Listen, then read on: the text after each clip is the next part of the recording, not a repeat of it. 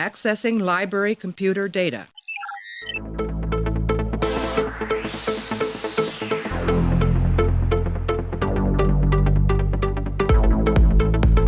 to make sure that history never forgets the name Enterprise. Hey everybody, welcome to the Pensky Podcast. You haven't tuned in before, this is a podcast where we are running through all 178 episodes of Star Trek The Next Generation, giving our thoughts and feelings about each and every one. Right now we're up to episode 8 of season 6. It's called A Fistful of Datas. It was directed by Patrick Stewart. Teleplay goes to Robert Hewitt-Wolf and Brandon Braga, and the story credit goes to Robert Hewitt-Wolf. It aired back on November 9th, 1992. This is the Western, the TNG Western. Alexander and Worf get stuck in the holodeck, and all the bad guys are played by Data. It's a Western. It's TNG. It's early season 6. But what do we really think about it? Dan and Clay are here to join me to talk about this one. So right after this, we're going to go deep on A Fistful of Datas. Howdy, Sheriff. Commander, what are you doing here? The name is Frank Hollander.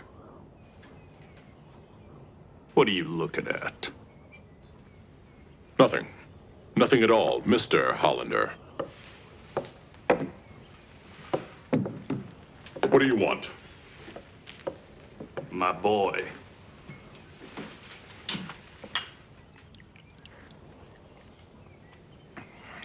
That is impossible.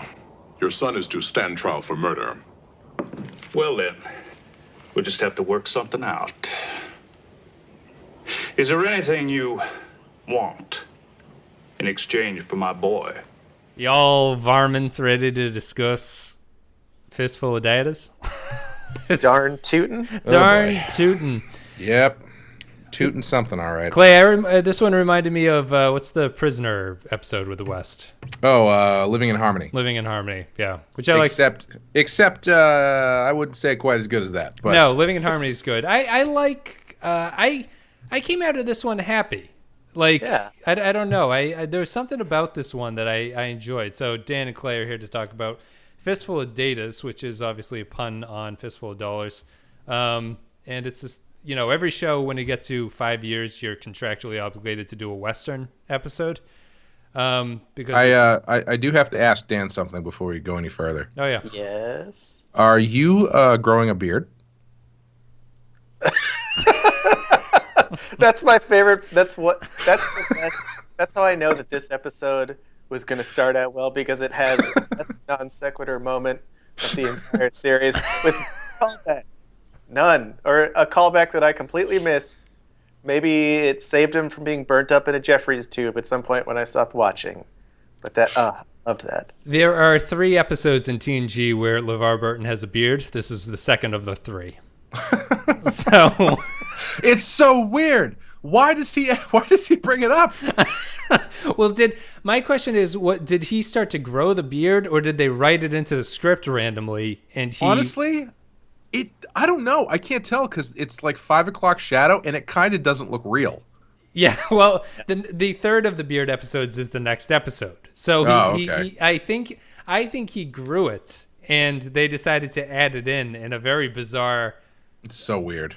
Yeah, I think it's like a little too premature of a beard. Like, I wouldn't have shot this yet, but I think he looks okay in the beard. I prefer it to his non-bearded face, but I just don't understand why they bring attention to it. Right. Why does Data give a shit that he's growing a beard? Well, it gives Data a chance to be the awkward social person who brings up something that someone is doing, at that uncomfortable moment where you don't want to talk about it and someone brings it to your attention. Data does that very well here. I'm going to start this. Commander LaForge, why does your face look like pubes? Well, does it look bad, Data? Well, it's hard to tell. It's in that intermediate stage where you can't really tell what the fuck you're thinking. I'm going to start this one by saying... Are you going to a Luther Vandross concert after this? Would you take this mic and sing some soul music, please? I think the cold open here is a weird cold open, in that it tells a complete story, which is something the show rarely does. Mm-hmm. I enjoyed the cold open of this episode. I thought it was legitimately funny and fun to watch with a cold open. It has a great cold callback to the flute. I mean, it's one of the most complete cold opens in the entire series. Yeah. And it does give us the footage from probably the best of these Star Trek edits videos, which is Picard playing the flute and constantly having to stop. And playing the flute poorly in the thing. Yeah, Yeah. I think it's really well constructed. You don't really understand what's going on at first in terms of why Worf is trying to get work, because it seems like it would be in Worf's character to not take vacation time. Mm-hmm. But you eventually learn that he just is a terrible father and doesn't want to spend time with Alexander. I'll tell you, though, I completely understand Worf because I don't want to spend time with Alexander either. Did you not? Have you seen a lot of the previous Alexander episodes? I can't remember for this podcast. No, this is my first. Well, technically my second because he does appear in the previous episode, but this is the first one that I've covered on the show. That's right. He's in the previous one. Yeah. He has a 2-second cameo to hand over the Roomba. Yep. In the previous episode. We didn't even talk about the Roomba. I think it would have been. Now I wish we could go back. I feel like that Rascal should have been the episode where Alexander embraces his warrior destiny and just beats the shit out of Picard. Like, it doesn't happen there. He instead we get the scene here where Alexander just doesn't want to spend, or Worf doesn't want to spend time with him, which seems in character for how we've seen Worf to this point. But I'm going to say this isn't the worst Alexander episode. I think he's getting better. I just generally don't like him. I don't. I mean, I don't know if it's the acting or what. The way he says "father" all the time. Yeah, I found myself, at least when I watched through the series the last time, I didn't really care much about the Klingon episodes in general, and specifically the ones that involved like Worf's extended Klingon family, or like his wife and his kid. I didn't even really care. Right. I don't know. I don't know what that says about me, but I just didn't like those episodes. Didn't care for it. He works here just because he's like, oh, they kidnap him, and he's kind of a little more in the background. We don't have to hear him be the wussiest Klingon in the galaxy. So. Yeah. You don't have to hear his father considering ending it at all just because of how disappointed he is. Yeah, he gets kidnapped pretty early on. I mean, let's just start. This is the Western episode, right? We got a lot of Western. Gotta have one. Gotta. How do you feel they did as a Western? I'm going to point out that this was directed by Patrick Stewart as well. Really? And I think it continues his reign of not being a good director on the show. Yeah. There's a couple shots that were okay. I feel he missed out on every single cliche Western shot you need to do in a Western. It's a very plain looking episode, and it doesn't take any advantage of all, as you said, Wes, like all those classic visual tropes for a Western. It could be any of the ones where they have a holodeck adventure. They could have just replaced the background characters and just made it, one of the Sherlock Holmes episodes. Like that. They don't take advantage of the fact that, let's do a Western, and they get lost in the Western. They do nothing to pay that off. Yeah. I was just gonna say, there's one nice shot where I think when Worf and Alexander come through the doors, it's a nice, lit from the back with sunlight kind of shot. But aside from that, they kind of whiff on a lot of the other stuff. Yeah, they do the courtesy. Like I'm thinking mostly of the standoff at the end is not directed well. There's no, it's not. Like they do the one cursory shot of Worf going for his gun, but they don't do the little, the finger waggle over the holstered pistols. Oh yeah, you got to do that. They don't do it. The only other, there is a homage to a Western I'd never heard of. The shot where Alexander is laying on the ground looking under the swinging door, the saloon doors. Mm-hmm. That's an homage to something. But I don't know what movie it is, unfortunately. But anyway, how'd you think of it as plot-wise, outside of the aesthetic? Meh. I don't know. It's fine, I guess. Not too crazy. No, it's it's another episode where again they give Data way too much power and way too much access to the ship. Yeah, it's a little weird they don't put him into like a safe room at first. Like you don't do the open. You got to have a test environment for this shit that you're trying to do. Yeah. It seems like, first, Picard is way too willing to let the two of them do this experiment on the ship. Yeah, right. Which, I mean, what? Well, he's just trying to record his opus, man. Right, He doesn't and- want to be bothered. They kind of well, they kind of toss it off because Data and Geordi, the second go around, are like, we could do this with a whole bunch of systems. He cuts them off when they mention the systems that it's going to affect, So right. it's kind of hinting at the holodeck is going to be a part of this. But yeah, sorry, Dan, I interrupted you. How was it? It seems like he's very susceptible also to, like, what even was it that set off the error or what the hiccup? It was like a power energy, surge, yeah. Power surge. It just seems like they are very cavalier with such a, as Clay said, with such a powerful being, where they just like, yeah, sure, we'll give you control of every vital system and Right. Well, they had to make up for the fact that the Ferengi basically destroyed the ship last episode, so they need to plug Data into the wall to update his thing. Although it does, so what'd you think of? There's always a broken sort of, or not broken, but a very disparate take on Spiner when he gets to ham it up a little bit. Mm-hmm. I like. You like it? I think because he goes for it a lot more than other people do on the show, and this is an especially good one because it's the most costumey, and he gets to play like the grizzled prospector, and he brings us my favorite 1-second shot of all time, which is Data as the Mexican bandito on the top. Which, Clay, I've sent you that still frame like a billion times over the last 10 years, and I actually didn't even realize what it was from because I didn't watch this episode until last night, and it blew my mind. I was like, oh fuck, that's him. Tito. It's up him on the roof. Yeah, Tito. Tito. Yeah, I think he does okay here. He's sort of constrained by the fact that he has a trope that he has to do. I find him a little bit more obnoxious when he plays people like Soong and Lore, who aren't constrained by this is the prospector, this is the bad guy type thing. Sorry, go ahead. No, I'm done. I was just going to say, I think that he is, and this is for better or worse, I think he's the best actor on the show. But the problem is, I think he also thinks he's the best actor on the show. Yeah. Because in this episode, just playing Data in and of itself is a feat that is pretty incredible, the way that he does it. Yep. But, there's a couple times when he's playing the multiple characters where he really nails it. Like, there's when they first show him as the head bad guy, and he comes out of the shadows and whatever. Yep. I was legitimately impressed that he managed to change his face enough. Like, just the expression he has on his face is really different. Yeah. And he completely sells it. However, on the flip side of that is he really only has one other voice he knows how to do.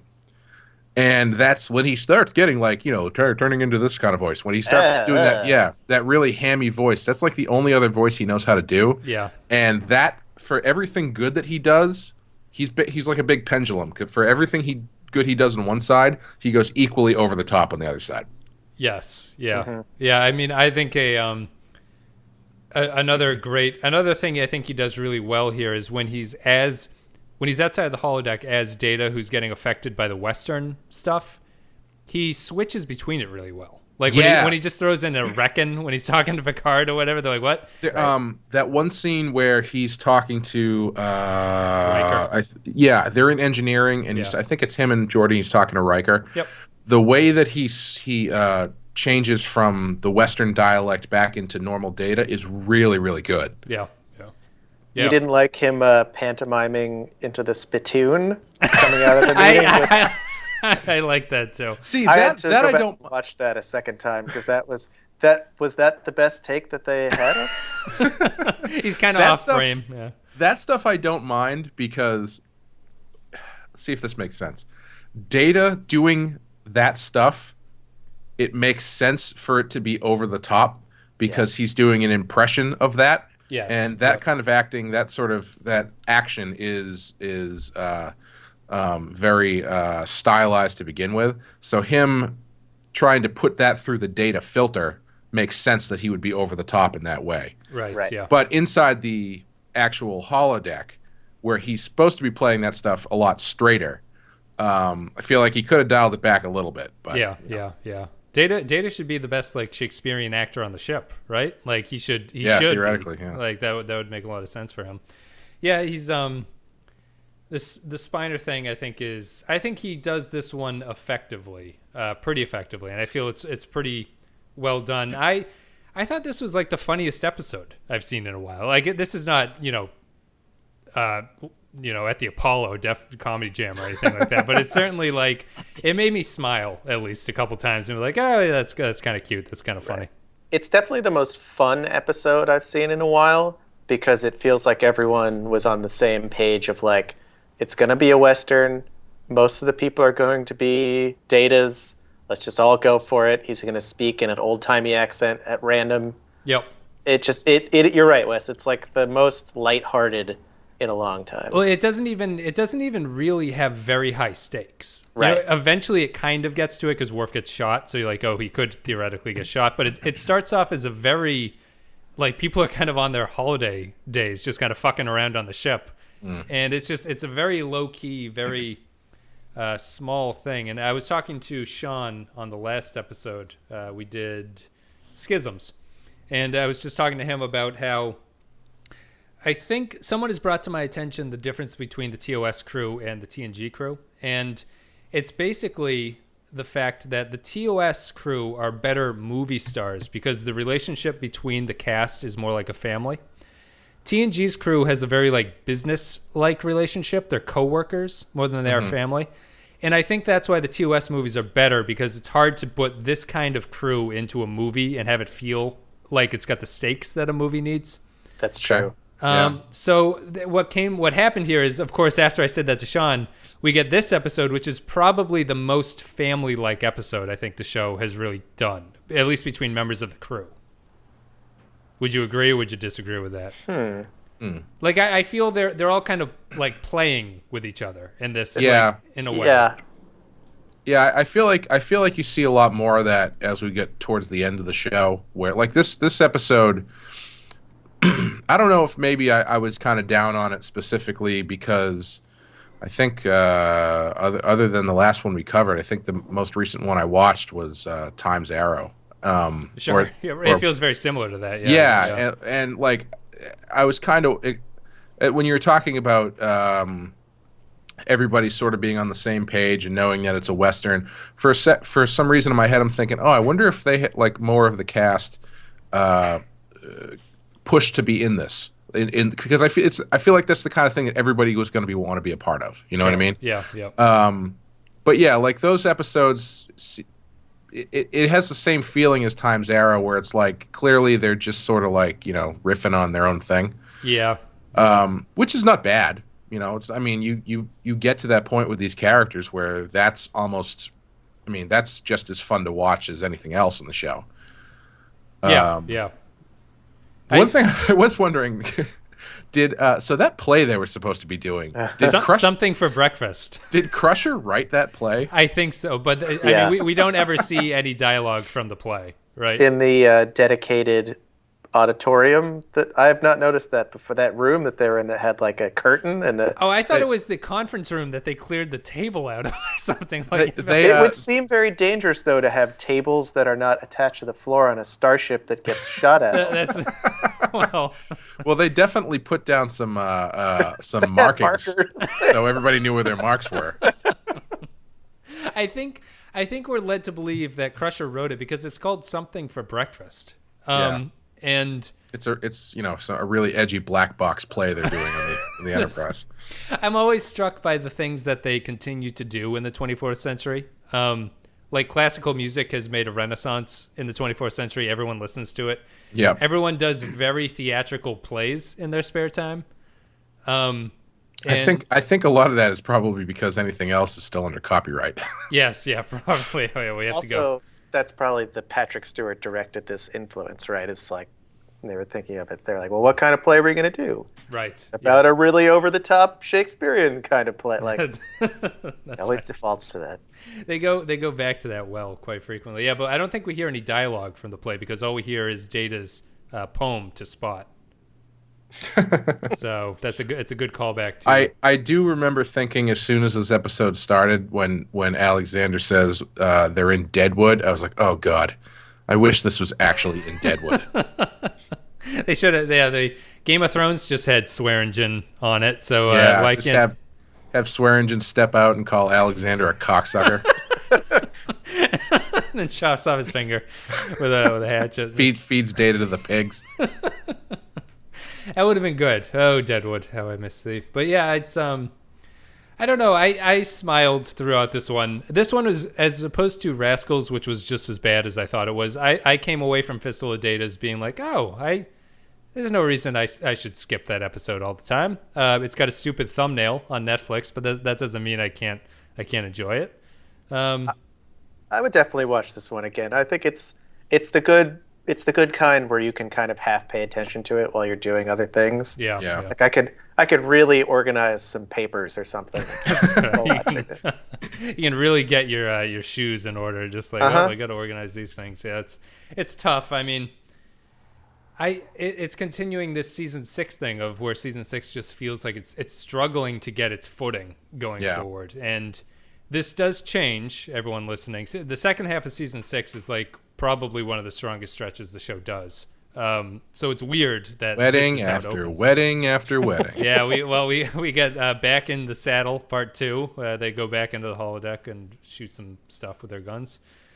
Yeah, I don't know. I mean, what do you think of the resolution here? With do you think that like Worf's storyline is basically that it's kind of amazing to me that he solves the problem, which is rare in a TNG episode. Yeah. What I was thinking was, so if in order to get out of this program, they have to complete the program, right? Yep. So why what I was thinking was the scene where the Data as the father comes in to the marshal's office and hands him his gun, and they have that whatever scene.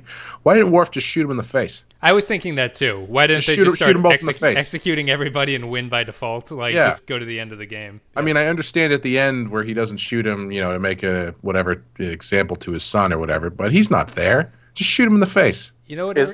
Oh, sorry. Go ahead, Dan. Is that before or after he mistakes the need for honor inside the holodeck? It's around then when Troy is like, you don't need honor. This is a Western, and there's a killing machine, like a literal killing machine, standing outside waiting to kill you when you go to try and have your honorable meeting later. Well, it's the that Western trope. You just got to do it. I think she says that before he shows up, because I remember thinking that if she lays it out to him that you've got a literal killing machine waiting to shoot you. Then if you've got him in your place and all you have to do is win this program, shoot him in the head. Yep. When he doesn't have a gun. Although he's Data, right? So does that mean they don't really get that specific with that. Yeah. That would make sense, but they don't ever talk about that. Okay, because they do mention the fact that he has Data's abilities, which doesn't mean that he's literally a robot in this world. But I guess I would, if I was writing the script, that's how I would have got around it. I would have had them shoot him, and he'd just be an android who would take the bullet or whatever, which would make. I thought you meant like if you shot him, would it affect real world Data? Oh no, I'm talking about whether or not Data is an android in the Western. Oh, interesting. Yeah, either one of those works, I guess. Yeah, well, poor Data. Poor Data. Yeah, I was thinking the same thing. Why don't they just shoot? I was also thinking that, but I was slightly distracted by, I couldn't tell if Marina Sirtis was really just terrible at the Western accent or if they were doing that for the character. Yeah, I couldn't tell either if she was purposely bad or just bad.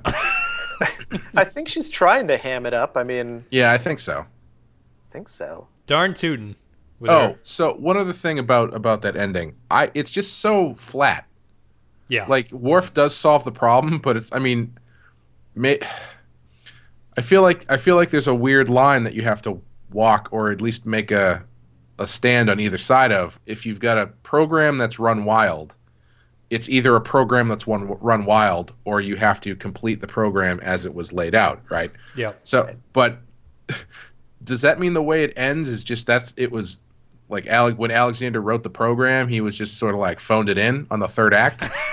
Right. Yeah. Because I was just gonna say when he would do whatever they do. First of all, there's like not only is there one Data with guns, there's like 14 Datas with guns. Yeah. So the minute the main guy loses his gun, you would think the other ones would just shoot Worf with the same speed and accuracy as this other one would.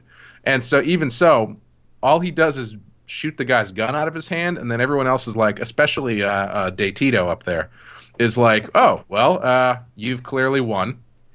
We will leave. leave. Yeah. Yep. Yeah, I mean, Troy gets the one with her Remington or whatever. She bursts out of the covered wagon and assaults him. But outside of that, it's just really weird because like they set up these stakes that you can actually get shot, and he's a killing machine and all this other stuff. But then when it comes down to the end, it's very anticlimactic.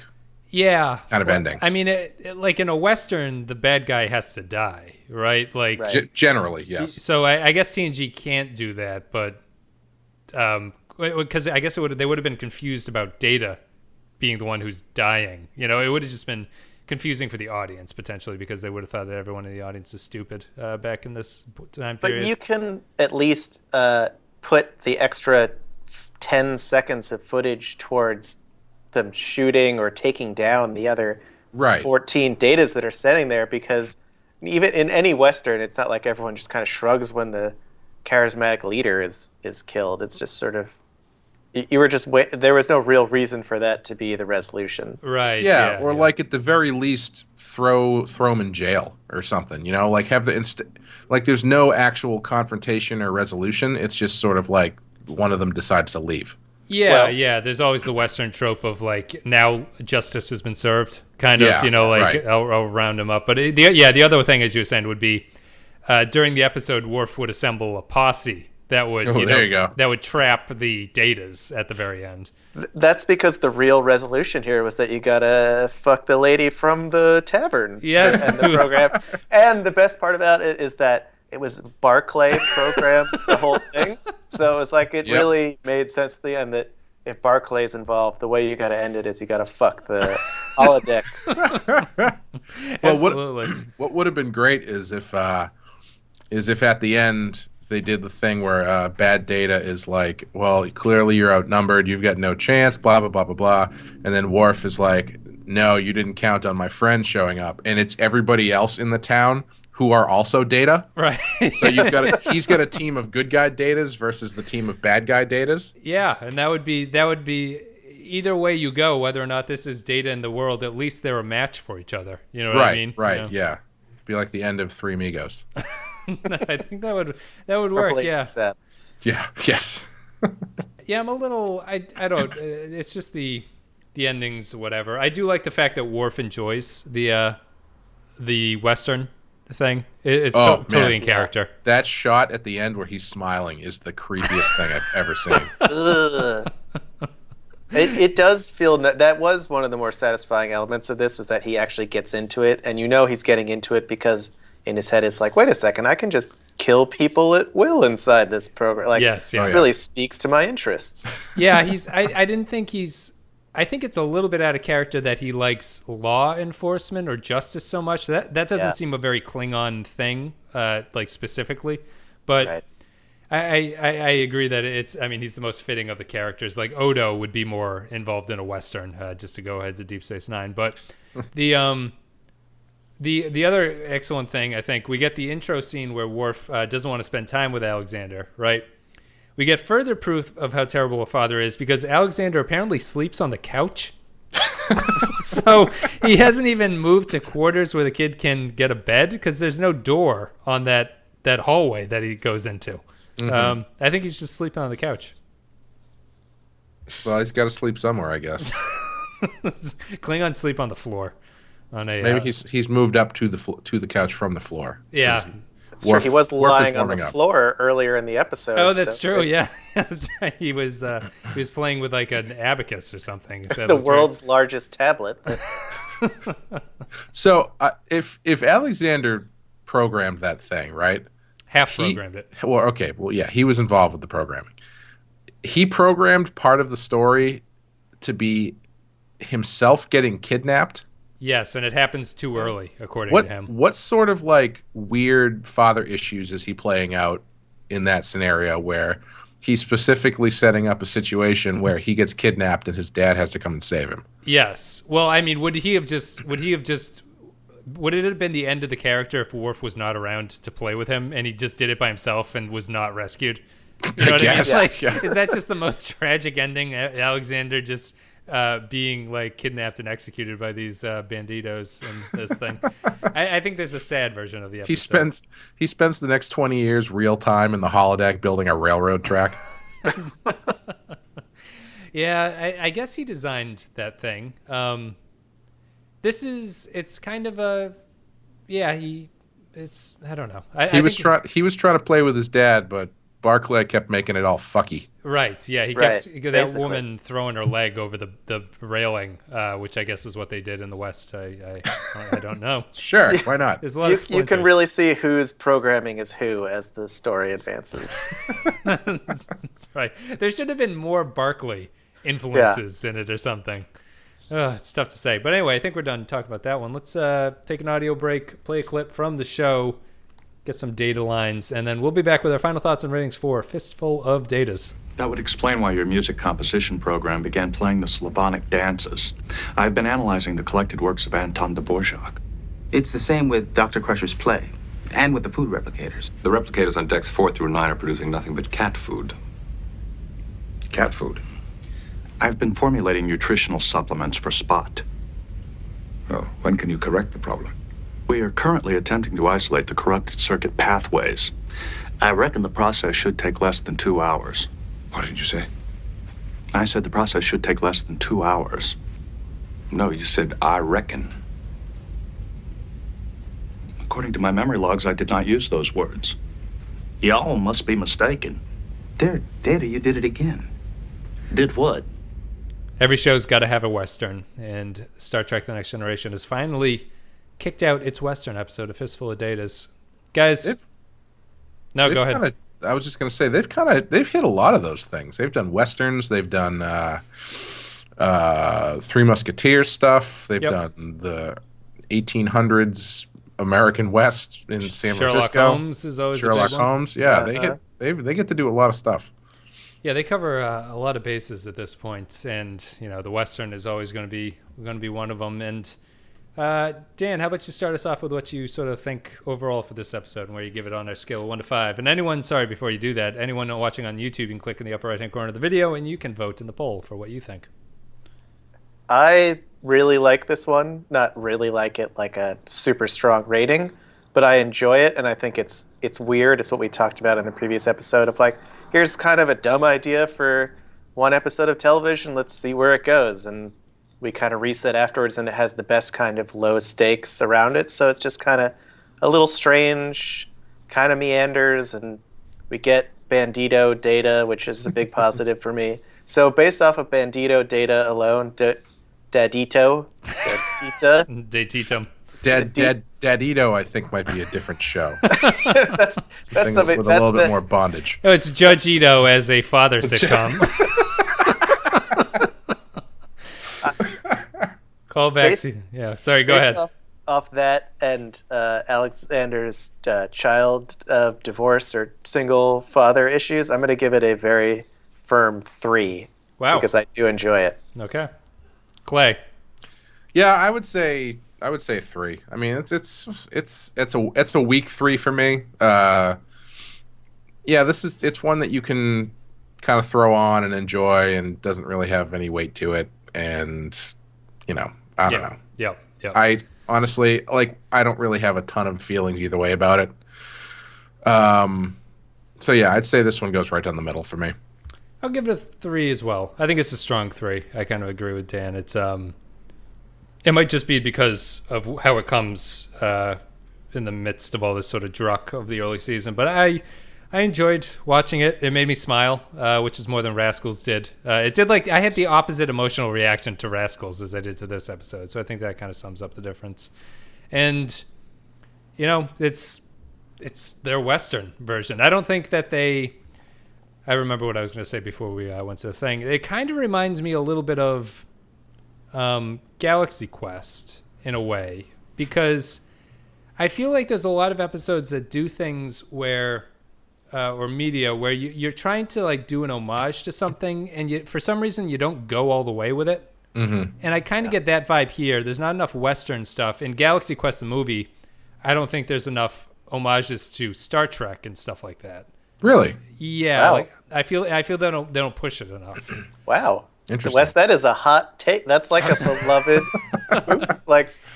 Well, I don't want it to be like Naked Gun. Like I don't need like constant joke type references or things like that. But I feel like there's stuff there that they aren't getting to. Just like how I feel there's stuff here in Westerns that they don't fully embrace, and it might just be the amount of time that they have to do with it. There are for a Western, I don't think there are any horses in this, are there? No, that's true. They certainly don't ride any horses. No, definitely not. Yeah, that's interesting. Well, they spent their horse budget on Times Arrow, Clay, as we That's talked true. about. So Yeah. they should have just used that shot of Data riding in this episode. Clearly, they didn't have much of a budget at all, because there's like, outside of the main cast actors, there's what, 3 people? Yeah. I think. Yep. Very, very, very, very small. This really does show the limitations of their per episode budget, this one. Yeah. Now that I think about it. It's like they really stretched it right to the edge, and it doesn't feel great. It doesn't feel great where they landed. No, well, they blew so much on Times Arrow. And I'm thinking of actual American history. The time that Times Arrow takes place, the West is still... what is the era of the Wild West? Like, what years does that encompass? Ooh. Is that the early 1900s? No, it's pretty much over by that point. It's mostly, I think it's mostly post Civil War, Right. Okay. up till the early 1900s. Okay. Because you've got like a movie like. Would you say like World War I was the end of that era? No, it was over by then. It's before Yeah. then. Okay. Yeah. Like like a movie like The Wild Bunch takes place, which is basically supposed to be the end of the West era. I think is like very early 1900s, around like when the first cars really started coming out. Oh, sure. Yeah. So yeah, I think by early 1900s, that's pretty much done. Okay, that makes sense. Because now I can't remember what year Times Arrow took place in. I would assume it would be in the same era as this. I think it's fairly close. I think it's Yeah. like the 1880s or something like that. Right. Yeah. Yeah. So they should have had a callback there where they find Data's head buried in Deadwood and they go forward. Would have been good. Unfortunately, Now that I'm thinking about it, is there even like a bar fight in this? Yes. Worf Yeah. kicks the shit out of the guys at the very beginning. Oh, that's right. Right. And Yeah. then they have to reboot it because he did it too well. Right. Okay. Which I like that aspect of it. It's, I forgot my favorite thing. I'm pretty sure I saw this correctly. When Worf gets hit with that chair, right? It's a stunt double. It's very clearly a stunt double. Yes. Like that's probably the most FaceTime towards camera a stuntman has ever gotten in the history of movies. If we're doing favorite things, then I'll mention Spiner's very hairy arms. Yes. That Yeah. When he is watching, or when he's shuffling cards in the jail cell, and they get really close in. It was right as my wife walked through the room, and she was like, "The fuck is with the hair on that guy's?" There's like makeup caked in it, and it's like super white. Yeah. It's real. I'm very hairy, and I was impressed by what. How about his lack of cleavage as a woman? Yes. With just the fat suit basically up to his neck. The clumps. I was impressed by his hairy arms too, and all I could think about, no one on the show has ever. Well, Picard, there probably are 2 episodes where people are wearing short sleeves in this show, which is kind of remarkable. But yeah, he's exceptionally hairy. It's a real long sleeve tunic based civilization that they have. So. Yeah, they got rid of the man dresses that they had in the first season. So Yeah, we don't. anybody who wears short sleeves, it's not sleeves, it's just like 2 X's of fabric over your naked chest. Yeah, or your cloak just has a very long sort of sleevey thing that dangles down. Yeah. It's not a lot of button down short sleeve polos in this universe. Who are we to judge fashion in another century? I guess. Unless you're going back to the Picard family winery, in which case you start wearing giant puffy shirts from the 1700s. Or you're doing a play in the ready room where all the furniture is taken out, and then you put on your shimmeriest, flowiest garb. I forgot about that. Yeah, they love the flowing material that exposes a lot of chest in the future. You know what I think it is? I think it's simply that, and I was reading this last night, that there were so many complaints about the officers' uniforms that it was probably just a simple response to all the complaining by the actors. Yeah. So like, all right, we're going to give you the most new agey movement clothes sort of situation to wear the rest of the time. Yeah, they'll How have do to. you guys feel about bloomers? They'll have to wait for the movies, and then they'll just adopt Deep Space Nine's uniforms at that point. So I'm sure the crew is very excited for that. Cool. Well, I think we're done with Rascals, guys. If you're on YouTube, like and the comments appreciated. If you're on iTunes, a rating review helps get the show out there. You can go to facebook.com/The Podcast, leave a like and a comment on this episode. And if you enjoy the show and you want to hear more, you can go to patreon.com/The Podcast, and you can give a couple dollars a month, and gives you exclusive content. And you can also start telling me what you want to hear us talk about. Anyway, guys. If you pledge $1,000, Wes will come and play multiple characters in your own Western play that you write yourself. Or if you wrote something for dinner, I will come, which will be the sequel to something. Someone out there, please write what they think the actual text of something for. It has to exist. It has to exist. Yeah. I'd hope so. And you know what? Before we sign off, it really brought a sort of shame that they don't use Beverly Crusher as much, because I feel she has a warmth to her character that a lot of them don't have all the time. Yeah. And just that scene alone, I think she was really, really good, really strong. I wish they did more of it, just because clearly whatever they were doing, those actors were fucking it up. Yes, yeah. She was not happy. She takes her art very seriously, and I did like the beats of Picard didn't want to do the play, but was offended that he only got 2 lines in it anyway. Yeah. That's a good beat. Anyway, guys, Dan, Clay, thank you very much for coming on. No problem. Thank you. We will see you guys later with what the hell comes after I'm Too Far Away. Oh, it's Quality of Life. Quality of Life after this one, the exocoms. See ya.